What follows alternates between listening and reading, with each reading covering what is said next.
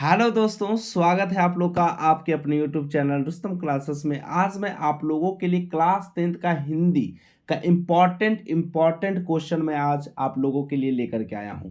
Class 10th के हिंदी के पूरे बुक का मैं निचोड़ आज मैं आप लोगों को देने वाला हूं। तो जो विद्यार्थी इस बार एग्जाम देने वाले हैं उनके लिए ये वीडियो काफ़ी खास होने वाला है। तो चलिए दोस्तों, इस वीडियो को हम लोग स्टार्ट करते हैं। और इस वीडियो को स्टार्ट करने से पहले अगर आप लोगों ने मेरे चैनल को सब्सक्राइब नहीं किया तो सब्सक्राइब कर लें एंड बेल आइकन को दबा दें, जिससे इस चैनल के थ्रू जितनी भी नोटिफिकेशन होगी दोस्तों बिल्कुल आप लोग को समय पे मिल जाए। और इसके बाद हमारा जितना भी वीडियो आने वाला होगा वह आप ही लोगों के लिए काफ़ी इंपॉर्टेंट साबित होगा। तो चलिए दोस्तों, इस वीडियो को हम लोग स्टार्ट करते हैं। जैसे कि देखिए, हमारा हिंदी का फर्स्ट चैप्टर भीमराव अंबेडकर। आप लोग को मैं एक चीज़ बताना चाहता हूँ, एग्जाम में क्या होता है ना, एग्जाम में जो है ना कि सबसे पहले फर्स्ट चैप्टर और सेकेंड चैप्टर को एकदम मजबूती से पकड़ के रखो दोस्तों। क्योंकि अगर फर्स्ट चैप्टर सेकेंड चैप्टर अगर आप लोग को पूरे के पूरे क्वेश्चन उसका आते हैं तो उसमें से एक दो प्रश्न आपको एग्जाम में जरूर देखने को मिलेंगे। ये मैं आपको उम्मीद दिलाता हूँ। तो पूरे के पूरे आप प्रश्न जो है ना फर्स्ट चैप्टर सेकेंड चैप्टर से आप लोग को याद करना पड़ेगा। ठीक है, मैं आज आप लोगों को सिर्फ क्वेश्चन देने वाला हूँ, इसका आंसर मैं आपको बाद में क्या करूंगा, प्रोवाइड कर दूंगा। और ऐसे अगर आप लोगों को लिखा हुआ होगा तो क्वेश्चन अगर आप लोग को मिल जाता है तो आंसर निकालना तो काफ़ी आसान होता है दोस्तों। तो देखिए, हमारा भीमराव अंबेडकर जो है, इसमें हम लोग का भीमराव अंबेडकर यानी श्रम विभाजन और जाति प्रथा। ठीक है, पहला तो 4 से 5 नंबर आप लोग को यहीं पर देखने को मिल जाएंगे कि श्रम विभाजन और जाति प्रथा के लेखक कौन है, भीमराव अंबेडकर। श्रम विभाजन जाति प्रथा कौन सी विधा है, तो निबंध है। ठीक है, ये ऑब्जेक्टिव में आप लोग को काम करेगा। ठीक है, हमारा फर्स्ट क्वेश्चन क्या है इसमें, फर्स्ट क्वेश्चन है लेखक लेखक किस विडंबना की बात करते हैं, विडंबना का स्वरूप क्या है। ये हमारा फर्स्ट क्वेश्चन है भीमराव अंबेडकर में श्रम विभाजन और जाति प्रथा। ये क्वेश्चन जो है ना काफ़ी इंपॉर्टेंट है दोस्तों। इसको आप अच्छे से कॉपी में नोट कर करके इसका आंसर आप लोग क्या करेंगे, अच्छे से लिख लेंगे और उसको अच्छे से याद कर लो। क्योंकि समय तो आप लोगों के पास काफ़ी कम है, तो आप लोग को तो मेहनत पर एकदम पूरा का पूरा जोर लगा देना है इस बार। ठीक है, फिर उसके बाद हम लोग का सेकेंड क्वेश्चन क्या है, जातिवाद के पोषक उसके पक्ष में क्या तर्क देते हैं। इस क्वेश्चन का आप लोग को आंसर निकालना पड़ेगा। तीसरा क्वेश्चन, जातिवाद के पक्ष में दिए गए तर्कों पर लेखक की प्रमुख आपत्तियां क्या है। फिर फोर्थ नंबर क्वेश्चन है, जाति प्रथा भारत में बेरोजगारी का एक प्रमुख और प्रत्यक्ष कारण कैसे बनी हुई है। ये फोर्थ नंबर क्वेश्चन जो है ना बहुत इंपॉर्टेंट है दोस्तों, कई साल ये एग्जाम में पूछा गया है। तो आप इसको अच्छे से लिख करके इसको अच्छे से आप क्या कर लोगे, याद कर लोगे। 5 नंबर क्वेश्चन है, लेखक आज के उद्योगों में गरीबी और उत्पीड़न से बड़ी समस्या किसे मानते हैं और क्यों। फिर 6 नंबर क्वेश्चन हमारा क्या है दोस्तों, 6 नंबर हमारा क्वेश्चन है लेखक, ठीक है ना, लेखक ने पाठ में किन प्रमुख पहलुओं से जाति प्रथा को एक हानिकारक प्रथा के रूप में दिखाया है। और 7 नंबर हमारा एक लास्ट क्वेश्चन हो गया, सच्चे लोकतंत्र की स्थापना के लिए लेखक ने किन विशेषताओं को आवश्यक माना। ये 7 क्वेश्चन में से ही आपको 1 से 2 प्रश्न जरूर एग्जाम में पूछे जाएंगे और ये एकदम 100% विश्वास है कि पूछे ही जाएंगे आप लोग को। तो ये 7 क्वेश्चन को आप अच्छे से कंप्लीट कर लो। फर्स्ट चैप्टर सेकंड चैप्टर को आप अच्छे से लेके चलो दोस्तों, पूरे के पूरे क्वेश्चन मैं तो कहता हूँ कि पूरे से पूरे क्वेश्चन ही लेके चलो तो आपके लिए अच्छा होगा। और एग्जाम में हिंदी में जो है ना बहुत अच्छा नंबर उठता है दोस्तों, अगर आप अच्छे से मेहनत कर लोगे तो 100 में 100 भी उठ सकता है। ठीक है ना, तो इसलिए मेहनत पूरे के पूरे करोगे, 100% आप किसी भी चीज़ में लगाओगे ना तो 100% ही रिजल्ट आएगा। ठीक है, सेकेंड नंबर टॉपिक हमारा देखिए, हमारा फर्स्ट चैप्टर खत्म हो गया। सेकेंड नंबर टॉपिक, इसका पीडीएफ मैं आप लोगों को डिस्क्रिप्शन बॉक्स में दे दूंगा। अगर आप लोग को इसका पीडीएफ चाहिए ना तो वहाँ से डिस्क्रिप्शन बॉक्स से आप डाउनलोड कर सकते हो। ठीक है, सेकेंड चैप्टर हमारा हो गया दोस्तों, सेकेंड चैप्टर हमारा कि नलिन विरोचन शर्मा यानी 20 के दांत, ये हमारा सेकेंड नंबर क्या है, चैप्टर है। पूछ देगा आप लोगों कि 20 के दांत के रचनाकार कौन है, तो नलिन विलोचन शर्मा। और पूछ देगा 20 के दांत कौन सी विधा है, तो आप लोग को बोलना पड़ेगा दोस्तों निबंध, यानी आपको ऑप्शन में दिया रहेगा तो वहाँ पे आपको निबंध पे टिक करना पड़ेगा। ठीक है, उसी प्रकार से हम लोग श्रम विभाजन और जाति प्रथा तो खत्म कर दिए। अब 20 के दांत में क्या क्या इंपॉर्टेंट क्वेश्चन है देखिए, कहता है इसमें सेन साहब के परिवार में, हमारा फर्स्ट क्वेश्चन, सेन साहब के परिवार में बच्चों के पालन पोषण में किए जा रहे लिंग आधारित भेदभाव का अपने शब्दों में वर्णन कीजिए। ये क्वेश्चन जो है ना काफ़ी बार पूछा गया है, तो ये क्वेश्चन मैं आप लोगों के बीच में लाया हूँ। दूसरा क्वेश्चन तो सोचो कि एकदम रामबाण क्वेश्चन है दोस्तों, खोखा किन मामलों में अपवाद था। एकदम इंपॉर्टेंट क्वेश्चन है, खोखा किन मामलों में अपवाद था। तीसरा नंबर हमारा प्रश्न होगा सेन दंपति खोखा में कैसी संभावनाएं देखते थे और उन संभावनाओं के लिए उन्होंने उसकी शिक्षा तय की थी, कैसी शिक्षा तय की थी, ये बताना है। ठीक है, उसके बाद हमारा फोर्थ नंबर क्वेश्चन क्या है दोस्तों, हमारा फोर्थ नंबर क्वेश्चन रहेगा मदन और ड्राइवर के बीच के विवाद के द्वारा कहानीकार क्या बताना चाहता है। और 5 नंबर हमारा है सेन साहब, मदन, कासू और गिरधर का आपको क्या करना है, चरित्र चित्रण करना है। इसके साथ शायद हमारा सेकेंड नंबर नहीं, सेकेंड चैप्टर हमारा अभी और थोड़ा सा है। ठीक है, एक क्वेश्चन पूछता है दोस्तों, आपको लॉन्ग क्वेश्चन में पूछेगा 20 के दांत का क्या लिखना है, कहानी का आपको लोग को सारांश लिखना है। तो अच्छे से आप इसको क्या करेंगे, अध्ययन कर लेंगे। और सप्रसंग व्याख्या करें में ये 3 इंपॉर्टेंट है, कर लेंगे। लड़कियां क्या हैं, कठपुतलियां हैं और उनके माता पिता को उस पर गर्व है। दूसरा हमारा है ऐसे ही लड़के आगे चलकर गुंडे, चोर और डाकू बनते हैं। तीसरा हंस कौवे की जमात में शामिल होने के लिए ललक गया। ये इंपॉर्टेंट क्वेश्चन है। आप लोग को लग रहा होगा दोस्तों कि मैं पूरा का पूरा, आप कहोगे कि ये क्वेश्चन कहाँ हुआ, पूरा का पूरा क्वेश्चन तो आप बुक का लिख ही दिए, लेकिन आप अच्छे से बुक को देखोगे तो बहुत सारा क्वेश्चन है दोस्तों जिसमें आपको छाट करके ही लिखा गया है, जो इम्पोर्टेंट है ना वही लिखा गया है। और 1, 2, 3 चैप्टर में तो आपको पूरे के पूरे क्वेश्चन मैं खुद दिया हूँ। मैं आपको शुरुआत में ही कह दिया था कि आपको 1 लेसन, 2 लेसन, 3 लेसन जो है ना आपको अच्छे से कवर करके ही जाना पड़ेगा। बाकी बीच में जो है ना कि इंपॉर्टेंट पकड़ा जाता है, लेकिन शुरुआत में जो बेस है वो रहता है ना दोस्तों, बेस हमेशा मजबूत रखिए, तब तो आपको क्या होगा कि पूरा का पूरा क्वेश्चन आपको एग्जाम में बनेंगे। ठीक है, इसी के साथ हमारा सेकेंड चैप्टर खत्म हो गया। अब हमारा थर्ड चैप्टर है मैक्स मुलर, भारत से हम क्या सीखे। यानी अब मैं जो है ना, मैं आप लोगों को पूरे किताब से, पूरे किताब के हर एक चैप्टर बाय चैप्टर से जो जो इम्पोर्टेंट क्वेश्चन पूछे जाते हैं मैं वो आप लोग को आज करा रहा हूँ। ठीक है ना, कि हर एक चैप्टर, यानी उसमें 22 चैप्टर है तो 22 चैप्टर से मैं क्वेश्चन आप लोग को दिया हूँ। और 22 चैप्टर से जो भी उस चैप्टर के अंतर्गत जो क्वेश्चन इंपॉर्टेंट होते हैं वो पूछे जाते हैं, बार बार पूछे गए हैं, वही क्वेश्चन मैं आप लोग को दे रहा हूँ आज। ठीक है ना, तो यहाँ पे हमारा थर्ड नंबर चैप्टर हो गया भारत से हम क्या सीखे। पूछ देगा आप लोगों को कि भारत से हम क्या सीखे के रचनाकार कौन है, तो आपको कौन सा बोलना पड़ेगा, मैक्स मुलर साहब थे भारत के रचनाकार। ये हमारा क्या, कौन सा टॉपिक हो गया, थर्ड नंबर टॉपिक हो गया, भारत से हम क्या सीखे। इसमें देखिए क्या क्या इंपॉर्टेंट क्वेश्चन बनता है दोस्तों। पहला इंपॉर्टेंट क्वेश्चन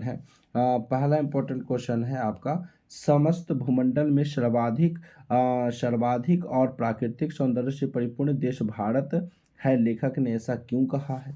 सेकेंड नंबर हमारा क्वेश्चन है, लेखक की दृष्टि में सच्चे भारत के दर्शन कहाँ हो सकते हैं और क्यों। ये बहुत इंपॉर्टेंट क्वेश्चन है दोस्तों, ये कई बार पूछा भी गया है। आप क्वेश्चन बैंक अगर मॉडल पेपर से अगर अच्छे से प्रैक्टिस कर रहे होगे तो ये क्वेश्चन आपको कई बार देखने को मिला होगा।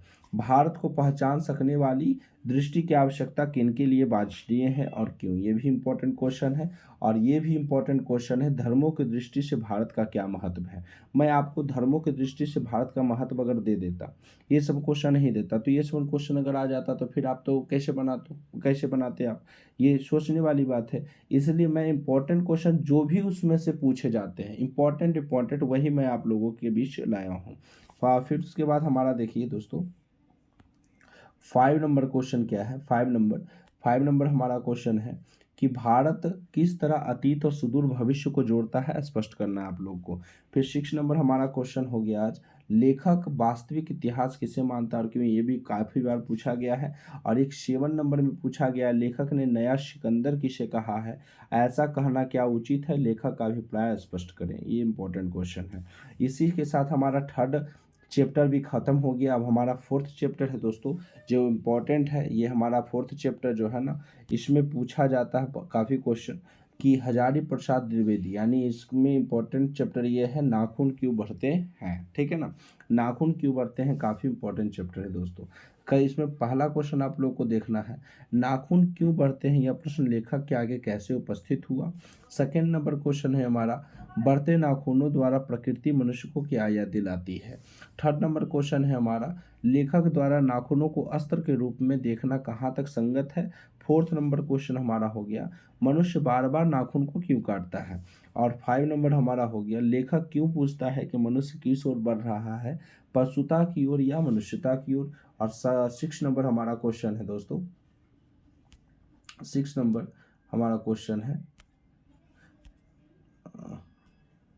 और 6 नंबर हमारा क्वेश्चन है कि स्वाधीनता शब्द का सार्थकता लेखक क्या बताता है। ठीक है, इसी के साथ हमारा फोर्थ नंबर चैप्टर भी क्लियर हो चुका है। ये 6 क्वेश्चन आप लोग को फोर्थ नंबर चैप्टर से याद करने होंगे। एक दो क्वेश्चन और है दोस्तों, उसको भी हम लोग देख लेते हैं। ये हमारा 7 नंबर क्वेश्चन है, ठीक है ना। लेबंद में लेखक ने किस बूढ़े का जिक्र किया है, लेखक की दृष्टि में बूढ़े की कथनों का सार्थकता क्या है। और हमारा 8 नंबर लास्ट क्वेश्चन है, लेखक की दृष्टि में हमारी संस्कृति की भारी विशेषता क्या है, स्पष्ट कीजिए। उसके साथ हमारा 5 नंबर चैप्टर हो गया दोस्तों। 5 नंबर चैप्टर जो है हमारा गुणाकर मूले यानी नागरी लिपि से लिया गया है, ठीक है ना। गुणाकर मूले जो है नागरी लिपि लिखे थे। और इसमें हमारा फर्स्ट क्वेश्चन है, देवनागरी लिपि के अक्षरों में स्थिरता कैसे आई है। सेकेंड नंबर है हमारा, देवनागरी लिपि में कौन कौन सी भाषाएं लिखी जाती है। थर्ड नंबर हमारा हो गया, लेखक ने किन भारतीय लिपियों से देवनागरी का संबंध बताया है। चौथा है, नंदी नागरी किसे कहते हैं, किस प्रसंग में लेखक ने उनका उल्लेख किया है। और 5 नंबर है, नागरी लिपि के आरंभिक लेख कहाँ से प्राप्त हुए हैं, उसका विवरण देना है। ठीक है, तो ये इंपॉर्टेंट क्वेश्चन है सभी लोग। अब इसमें देखिए 6 नंबर हमारा क्वेश्चन, ठीक है ना। 6 नंबर है, ब्राह्मी और सिद्धम लिपि की तुलना में नागरी लिपि की मुख्य पहचान क्या है। और 7 नंबर हमारा है, नागरी को देवनागरी क्यों कहते हैं। ये काफ़ी इंपॉर्टेंट क्वेश्चन है दोस्तों। और एक और पूछा जाता है, कभी कभी पूछ देता है, गुर्जर प्रतिहार कौन थे। तो इसका भी मैं आप लोग को यह क्वेश्चन भी दे दिया हूँ कि आपको कहीं भी किसी भी तरह से प्रश्न नहीं छूटे। ठीक है, अगर आप अच्छे में एग्ज़ाम में अच्छे स्कोर करोगे तो क्या होगा, अच्छे एग्ज़ाम में स्कोर करोगे तो आप ही का नाम होगा ना। ठीक है, 6 नंबर चैप्टर, जब मेहनत करने में एकदम पूरा विश्वास करो दोस्तों। एकदम ये नहीं देखो कि काफ़ी क्वेश्चन है, ये देखो कि आप पूरे इतने क्वेश्चन अगर आप लेकर चलोगे एग्ज़ाम में तो आपसे एक भी प्रश्न पूछे नहीं जाएंगे, आपका नंबर काफ़ी अच्छा आएगा। ठीक है, 6 नंबर चैप्टर में है अमरकांत या बहादुर। पहला क्वेश्चन है इसमें हमारा कि पहली, अपने शब्दों में पहली बार दिखे बहादुर का वर्णन करना है। सेकेंड नंबर है हमारा, बहादुर अपने घर से क्यों भाग गया था। तीसरा नंबर हमारा क्वेश्चन होगा, किन कारणों से बहादुर ने एक दिन लेखक के घर छोड़ दिया। फोर्थ नंबर हमारा है, बहादुर के चले जाने पर सबको पछतावा क्यों होता है। ये काफ़ी इंपॉर्टेंट क्वेश्चन है। 5 नंबर हमारा है, निर्मला को बहादुर के चले जाने पर किस बात का अफसोस हुआ। ठीक है, और इसी के साथ हमारा 6 नंबर क्वेश्चन भी है दोस्तों। 6 नंबर हमारा क्वेश्चन जो है, 6 नंबर हमारा क्वेश्चन कि लेखक को क्यों लगता है कि नौकर रखना जरूरी हो गया था। और 7 नंबर है हमारा, बहादुर के नाम से दिल शब्द क्यों उड़ा दिया गया, विचार करें। 8 नंबर हमारा है, बहादुर के आने से लेखक के घर और परिवार के सदस्यों पर कैसा प्रभाव पड़ा। ये हमारा 8 नंबर प्रश्न था। इसी के साथ हमारा वो आपका 6 नंबर चैप्टर ख़त्म हो गया। और फिर हमारा स्टार्ट हो गया है 7 नंबर चैप्टर। हर एक चैप्टर से मैं इंपॉर्टेंट क्वेश्चन लेकर के आया हूँ आप लोगों के लिए। ठीक है, इसमें आपको 3 ही प्रश्न है। अगर होता तो मैं भी इसमें पूरा का पूरा क्वेश्चन लिख देता, लेकिन क्यों लिखूं, जो इम्पोर्टेंट है मैं वही आप लोगों के लिए बीच लेकर के आया हूँ। फर्स्ट, अब इधर जितने भी क्वेश्चन मिलेंगे कम कम मिलेंगे आप लोग को। पहला क्वेश्चन है, परंपरा का ज्ञान किसके लिए सबसे ज़्यादा आवश्यक है और क्यों। और सेकेंड नंबर है हमारा, भारत की बहुजातीयता मुख्यतः संस्कृति और इतिहास की देन है, कैसे। थर्ड नंबर हमारा, निबंध के समापन करते हुए लेखक कैसा स्वप्न देखता है, उसे साकार करने की परंपरा का क्या भूमिका हो सकती है, विचार करें। ठीक है, ये हमारा 7 नंबर परंपरा का मूल्यांकन, जिसका रचनाकार रामविलास शर्मा जी थे, वो ख़त्म हो गया। अब हमारा 8 नंबर चैप्टर जो है दोस्तों, 8 नंबर चैप्टर जो है इसमें हम लोग को पंडित बिरजू महाराज, ठीक है ना, पंडित बिरजू महाराज यानी जीत जीत मैं निर्खत हूँ, ये इसके बारे में हम लोग को क्या करना है, पढ़ना है। जीत जीत में निर्खत हूँ, उनके रचनाकार पंडित बिरजू महाराज जी हैं। जिसमें हमारा फर्स्ट क्वेश्चन बनता है लखनऊ और रामपुर से बिरजू महाराज का क्या संबंध है। सेकेंड नंबर बनता है रामपुर के नवाब की नौकरी छूटने पर हनुमान जी को प्रसाद क्यों चढ़ाया। और थर्ड नंबर है हमारा बिरजू महाराज के गुरु कौन थे, उसका संक्षिप्त परिचय देना है। और फोर्थ नंबर हमारा है बिरजू महाराज के जीवन में सबसे दुखद समय कब आया, उससे संबंधित प्रसंग का आपको क्या करना है, वर्णन करना है, ठीक है। उसके साथ साथ हमारा 5 नंबर क्वेश्चन बनता है दोस्तों, इसमें 5 नंबर बनता है संगीत भारती में बिरजू महाराज की दिनचर्या क्या थी। और 6 नंबर हमारा है बिरजू महाराज कौन कौन से बाघ बजाते थे। और 7 नंबर हमारा है बिरजू महाराज अपना सबसे बड़ा जज किसको मानते थे। और 8 नंबर हमारा है पुराने और आज के नर्तकों के बीच बिरजू महाराज का क्या फ़र्क पाते हैं। ये हमारा भी इम्पोर्टेंट पूरा क्वेश्चन खत्म हो गया दोस्तों। साथ ही हमारा 9th चैप्टर में कौन सा इंपॉर्टेंट क्वेश्चन है, इसको हम लोग देख लेते हैं। इसमें हम लोग का फर्स्ट क्वेश्चन बनता है अभिनय क्या है और यह कहाँ अवस्थित है। और दूसरा नंबर हमारा प्रश्न है हर वर्ष अभिनय में कब और कैसा समारोह हुआ करता था। और थर्ड नंबर हमारा है नदी के तट पर लेखक को किसकी याद आती है और क्यों। फोर्थ नंबर हमारा है नदी के तट पर लेखक बैठे हुए लेखक को क्या अनुभव होता है। 5 नंबर है नदी और कविता में क्या समानता है। और 6 नंबर है हमारा लेखक अभिनय किस सिलसिले में गए थे, वहाँ उन्होंने क्या क्या देखा। इसके साथ हमारा 9 नंबर चैप्टर जो है ख़त्म हो जाता है। इसके बाद हमारा 10 नंबर चैप्टर, हर एक चैप्टर से इंपॉर्टेंट क्वेश्चन मैं आप लोगों के बीच लेकर के आया हूँ हर एक चैप्टर से। उसमें हमारा फर्स्ट क्वेश्चन है दोस्तों मछली, ठीक है, मछली पर क्वेश्चन है। मछली का रचनाकार विनोद कुमार शुक्ल जी हैं, जिसमें फर्स्ट क्वेश्चन हमारा कहता है मछली को लेकर बच्चों की अभिलाषा क्या थी। सेकेंड नंबर हमारा क्वेश्चन है मछलियाँ लिए घर आने के बाद बच्चों ने क्या किया। थर्ड नंबर हमारा है मछली को छूते हुए संतु क्यों हिचक रहा था। फोर्थ नंबर हमारा है संतु क्यों उदास हो गया। 5 नंबर हमारा है मछली और दीदी में क्या समानता दिखलाई पड़ी, स्पष्ट करना है आप लोगों को। 6 नंबर हमारा है पिताजी किससे नाराज थे और क्यों। और 7वां नंबर हमारा बनता है दीदी का चरित्र चित्रण करें, ठीक है। और इसके साथ साथ हमारा 8 नंबर भी क्वेश्चन दोस्तों, 8 नंबर भी है हमारा। 8 नंबर का आता है इसमें झोले में मछलियाँ लेकर बच्चे पतली गली में दौड़ते हुए क्यों घुस गए। सभी इंपॉर्टेंट क्वेश्चन है इसमें। और फिर उसके साथ हमारा 11 नंबर क्वेश्चन स्टार्ट हो जाता है, यानी 11 नंबर चैप्टर। इसमें काफ़ी कम क्वेश्चन है दोस्तों, 11 नंबर चैप्टर है। कम से कम पूरा अगर मिलाएंगे तो आप लोग को 70-80 क्वेश्चन जरूर हो जाएगा, ठीक। तो 70-80 क्वेश्चन भी अगर आप याद करके नहीं जाओगे तो एग्जाम का मतलब क्या हुआ, ये सोचो, ठीक है। फर्स्ट क्वेश्चन हमारा है डुमराव की महत्व किस कारण से है। और सेकेंड नंबर हमारा हो गया बिस्मिल्लाह खां का मतलब बिस्मिल्लाह खां की शहनाई एक कलाकार के रूप में बिस्मिल्लाह खां का परिचय पाठ के आधार पर। ये बहुत इंपॉर्टेंट है, इसको आप जरूर लिख लेंगे। थर्ड नंबर हमारा है बिस्मिल्लाह खां के बचपन का वर्णन पाठ के आधार पर दे, ठीक है। उसके साथ हमारा जो है गद्य खंड का सबसे लास्ट टॉपिक हो गया, ठीक है। इसके साथ हमारा गद्य खंड खत्म हो गया दोस्तों। सबसे लास्ट टॉपिक है शिक्षा और संस्कृति, जिसके रचनाकार है महात्मा गांधी। पहला क्वेश्चन गांधी जी बढ़िया शिक्षा किसे मानते हैं। गांधी जी का अभिप्राय गांधी जी क्या मानते हैं। शिक्षा का अभिप्राय गांधी जी क्या मानते हैं। थर्ड नंबर है शिक्षा और ध्येय गांधी जी क्या मानते हैं और क्यों। गांधी जी के अनुसार शिक्षा का जरूरी अंग क्या है, ठीक है। ये पूरे के पूरे क्वेश्चन इंपॉर्टेंट है। इसके साथ हमारा पूरा का पूरा गद्यखंड खत्म हो गया और हमारा स्टार्ट हो गया है यहाँ से काव्यखंड, जिसमें हमारा जो चैप्टर है सबसे पहले स्टार्ट हो गया कौन सा, गुरु नानक, ठीक है, गुरु नानक। इसका टाइटल काफ़ी लंबा था दोस्तों, इसलिए टाइटल नहीं लिख पाए होंगे। अब देखिए इसमें फर्स्ट क्वेश्चन क्या है। इसमें फर्स्ट क्वेश्चन हमारा है कवि किसके बिना जगत में यह जन्म जो है ना व्यर्थ मानता है, ठीक है। और सेकेंड नंबर क्वेश्चन काफ़ी इंपॉर्टेंट है, इसको तो आप नज़रअंदाज करो ही मत। वाणी कब बीज के समान हो जाती है। और थर्ड नंबर हमारा है कवि की दृष्टि में ब्रह्म का निवास कहाँ है। और फोर्थ नंबर हमारा है गुरु की कृपा से किस युक्ति की पहचान हो पाती है। ये हमारा इसके साथ साथ गुरु नानक खत्म हो जाता है। और इसके बाद हम लोग का अगला चैप्टर आ जाता है दोस्तों, जिसको नाम है क्या, रस खान। क्या है दोस्तों, रस खान। अब रस खान में हमारा फर्स्ट क्वेश्चन कवि ने माली मालिन किन्हें और क्यों कहा है। सेकेंड नंबर है कृष्ण को चोर क्यों कहा गया और कवि का अभिप्राय स्पष्ट करना है आप लोग को। और ये जो है ना आपको व्याख्या करना है इसका, मन पावन चित चोर पलक ओट नाही करी सको, इसका आप लोग को व्याख्या करना है। रस खानी कबो इन आखिनो औखिन सौ वर्ष के बनवान टाडग निरारो, तो इस प्रकार निहारो, तो इस प्रकार से आप लोग को इसका व्याख्या करना है। फिर उसके बाद हम लोग घनानंद में आ जाते हैं दोस्तों, ठीक है। हमारा ये 15 नंबर चैप्टर जो है घनानंद। पहला क्वेश्चन जिसमें है हम लोग को कवि प्रेम मार्ग को अति शुद्ध हो क्यों कहता है, इस मार्ग की विशेषता आप लोग को बताना है। दूसरा है आपका मन लेहू पे छटाक नहीं से अभी कवि का क्या अभिप्राय है। तीसरा है परहित के लिए ही देह कौन धारण करता है। फोर्थ नंबर हमारा है कवि कहाँ अपने आंसुओं को पहुँचाना चाहता है और क्यों। इसके साथ हमारा 15 नंबर टॉपिक भी खत्म हो गया। 16 नंबर हमारा जो है दोस्तों, सभी चैप्टर से मैं लिया हूँ, ठीक है, कोई भी चैप्टर नहीं छोड़ा हूँ, सभी चैप्टर से लिया हूँ। पहला क्वेश्चन हमारा है कवि को भारत में भारतीयता क्यों नहीं दिखाई पड़ती।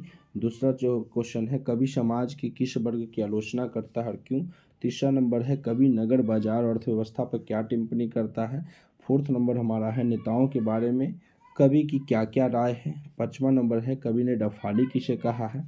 और एक आपका व्याख्या है दोस्तों 6 नंबर में, एक आपका व्याख्या है उसको आप देख लेंगे अच्छे से। व्याख्या जो है आपका 6 नंबर, दास वृत्ति की चाह चहूँ चढ़ी बरने बढ़ाली करत खुशामद झूठ प्रशंसा मानहु बने डफाली। ये भी काफ़ी इंपॉर्टेंट क्वेश्चन है। इसके साथ हमारा अगला जो चैप्टर है सुमित्रानंदन पंत का है, इसमें काफ़ी कम क्वेश्चन है। फर्स्ट क्वेश्चन है कविता के प्रथम अनुच्छेद में कवि भारत माता का कैसा चित्र प्रस्तुत करता है। और दूसरा नंबर है भारत माता अपने ही घर में प्रवासिनी क्यों बनी हुई है।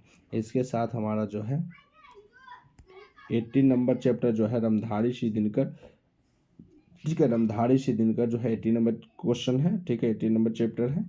इसमें हमारा पहला क्वेश्चन है कवि की दृष्टि में समय के रथ का घर घर नाद क्या है, स्पष्ट करना आप लोग को। सेकंड नंबर है कवि की दृष्टि में आज के देवता कौन है और वे कहाँ मिलेंगे।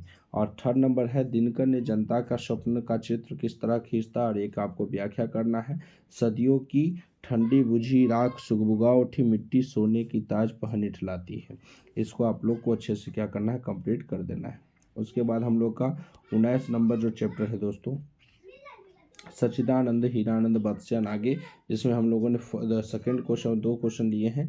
मनुष्य की छायाएं जो है कहाँ और क्यों पड़ी है। और दूसरा है हिरोशिमा में मनुष्य की साखी के रूप में क्या है। उसके साथ हमारा 20 नंबर क्वेश्चन देखिए, काफ़ी एक दो दो क्वेश्चन मैं आपको लिया हूँ, जो इम्पोर्टेंट है वही लिया हूँ। फर्स्ट क्वेश्चन जिसमें हम लोग का है कवि को वृक्ष बूढ़ा चौकीदार क्यों लगता था। और दूसरा जो है वृक्ष और कवि में क्या संबंध है, ये बताना है। 21 नंबर जो हमारा चैप्टर है दोस्तों 21 नंबर, इसमें वीरेंद्र डंगवाल में फर्स्ट क्वेश्चन क्या है, मक्खी के जीवन क्रम का कवि द्वारा उल्लेख किए जाने का क्या आशय है, ठीक है। इसके साथ 21 नंबर आपका ख़त्म हो गया दोस्तों, ठीक है, सॉरी 21 यहाँ भी लिखा गया, मिसप्रिंटिंग हो गया होगा। ये 22 नंबर है आपका, ठीक है, नहीं तो शायद 21 ही है, वो 21 ही होगा, ठीक है। देखिए पहला है कविता में क का विवरण स्पष्ट करना है, बेटे के आंसू कब आते हैं, और एक व्याख्या करना है गमला से टूटता हुआ ग और घड़े से लुढ़कता हुआ घ, इसका आप लोग को सप्रसंग व्याख्या करना है। और उसके साथ आपका 22 नंबर जो चैप्टर है दोस्तों 22 नंबर चैप्टर है जीवनानंदन दास का फर्स्ट क्वेश्चन, कवि किस तरह के बंगाल में एक दिन लौट कर आने की बात कहता है। और इसके साथ हमारा जो है 23 नंबर जो चैप्टर है दोस्तों, ठीक है, रेनर मारिया रिल्के, ठीक है, रेनर मारिया रिल्के जो है इसमें हमारा फर्स्ट क्वेश्चन जो है कवि अपने को जलपात्र और मदिरा क्यों कहता है। दूसरा नंबर है कविता के आधार पर भक्त और भगवान के बीच संबंध पर प्रकाश डालिए। इसके साथ साथ हमारा हिंदी का पूरा जो है दोस्तों पूरा का पूरा हिंदी का फर्स्ट क्वेश्चन यानी सॉरी हिंदी का पूरा चैप्टर ख़त्म हो चुका है। और ये वीडियो में मैं आप लोग को जैसा आप लोग थंबनेल में ज़रूर देखे होंगे, यह वीडियो में मैं आप लोग को बुक के साथ साथ ग्रामर भी बताने वाला हूँ, ठीक है, ग्रामर भी बताने वाला हूँ, जिसमें जो इम्पोर्टेंट होंगे ना उसके बारे में मैं बताने वाला हूँ। तो आप इसको अच्छे से कवर करना, ठीक है।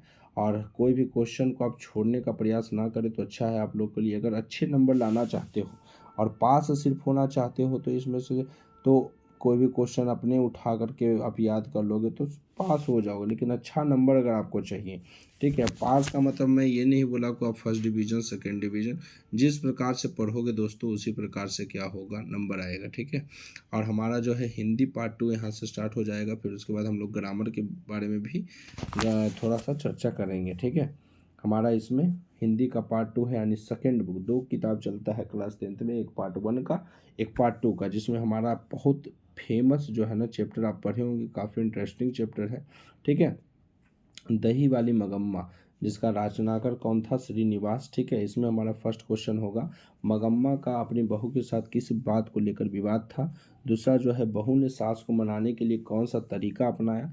तीसरा जो है, मगम्मा का चरित्र चित्रण करना है। चौथा जो है आपका, रगम्पा कौन था और वह मगम्मा से क्या चाहता था? ठीक है, ये दही वाली मगम्मा जो है हमारा ख़त्म हो चुका। सेकेंड नंबर क्वेश्चन जो है हमारा, डहते विश्वास, ठीक है। डहते विश्वास जो है ये काफ़ी इंपॉर्टेंट है, ठीक है। डहते विश्वास, जिसका रचनाकार सात कोरी होता है, ठीक है। इसमें हमारा एक ही क्वेश्चन है, लक्ष्मी कौन थी, उसकी पारिवारिक परिस्थिति का चित्र आपको प्रस्तुत करना है।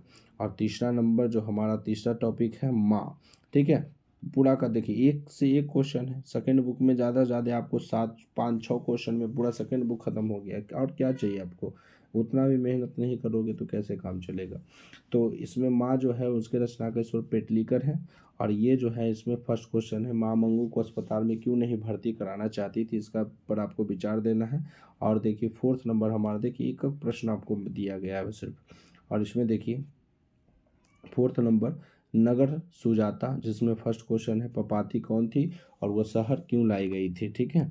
उसके बाद हमारा जो है लास्ट टॉपिक है, सेकेंड बुक का लास्ट टॉपिक। इसके बाद पूरा बुक खत्म हो गया आप लोग का हिंदी का। बस आप लोग को बस तैयारी अच्छे से करना है, एकदम ईमानदारी के साथ तैयारी करना है, ठीक है। हमारा फर्स्ट क्वेश्चन है, सीता अपने ही घर में क्यों घुटन महसूस करती है। सेकेंड नंबर है, सीता का चरित्र चित्रण करना है। और थर्ड नंबर है, सीता क्या सोचकर घर से निकल पड़ी, ठीक है। इसके साथ हमारा हिंदी ग्रामर है दोस्तों, इसके बारे में हम लोग कुछ चर्चा कर लेते हैं, ठीक है। देखिए क्या है हिंदी ग्रामर में, तो लिखना तो तय है नहीं, आप लोग पढ़े होंगे, अगर आप जहाँ भी पढ़ रहे हैं, कोचिंग या कोई भी ट्यूशन या अपने सिर्फ स्टडी कर रहे हैं, तो उसमें आप ग्रामर पढ़े होंगे, जिसमें आप लोग को एकदम जो है ना सबसे इम्पोर्टेंट चीज़ है गद्यांश। गद्यांश पर एकदम अच्छे से तैयारी कर लेना, ठीक है दोस्तों। गद्यांश पर अच्छे से तैयारी, इसलिए मैं एक पॉइंट आपको लिख करके दे दिया हूँ।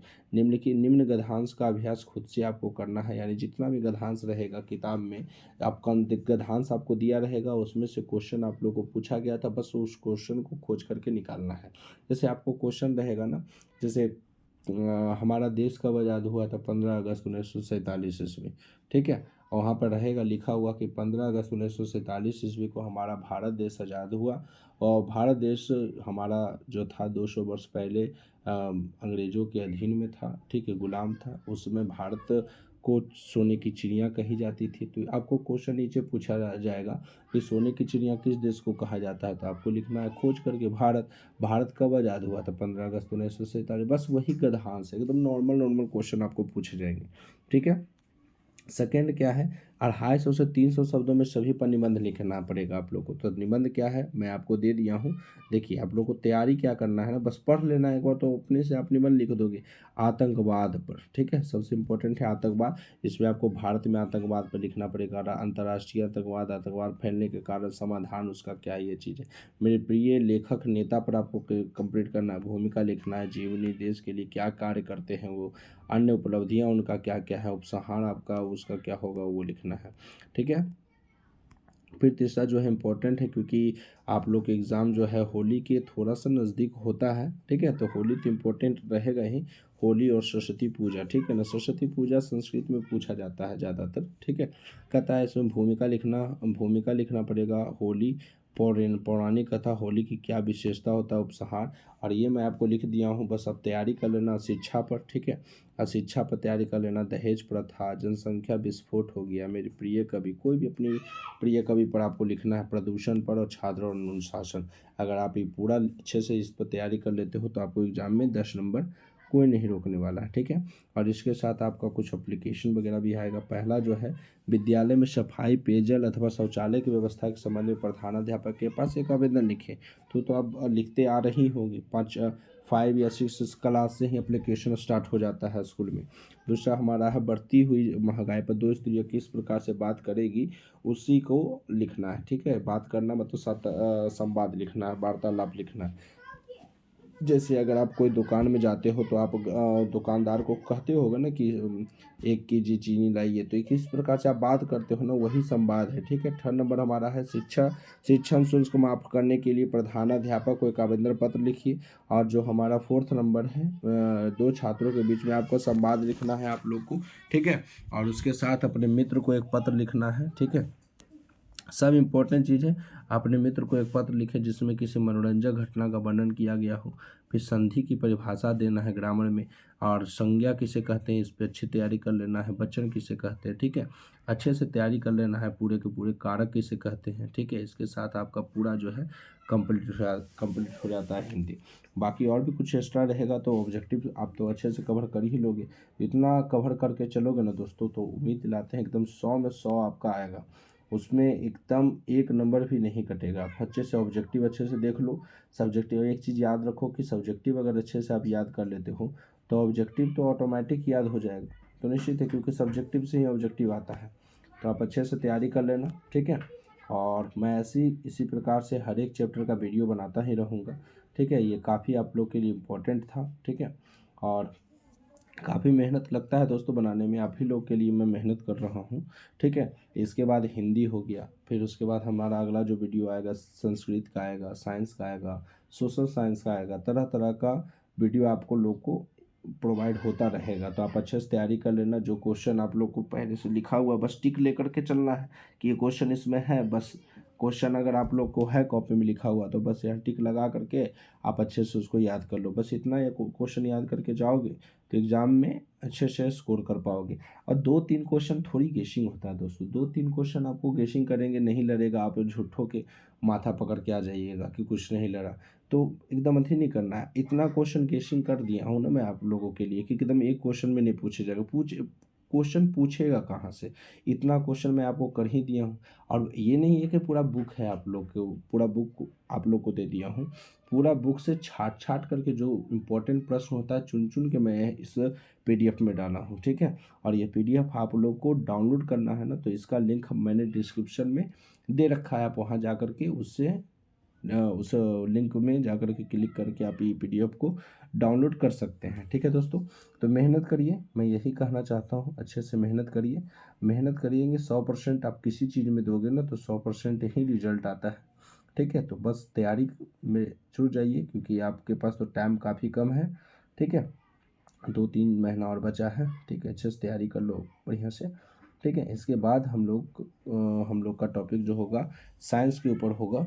तो आज के लिए बस इतना ही दोस्तों। अगर यह वीडियो अगर आप लोग को अच्छा लगा हो तो लाइक और सब्सक्राइब करना नहीं भूलें। ठीक है। आज के लिए बस इतना ही। धन्यवाद।